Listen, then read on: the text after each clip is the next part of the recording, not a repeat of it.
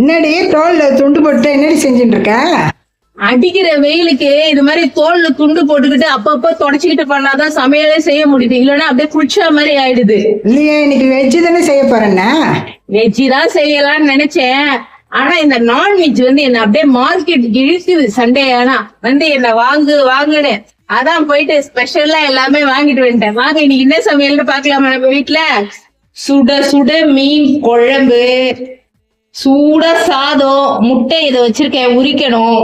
அப்புறம் பெப்பர் போட்டு ரசம், ஏதோ வஞ்சிர மீன் செவுந்துட்டு இருக்குது தவால, ஏதோ சொரா போட்டு பெப்பர் நல்லா சுக்கவா பண்ணிட்டு இருக்கேன். இதுதான் நம்ம வீட்டு சமையல்.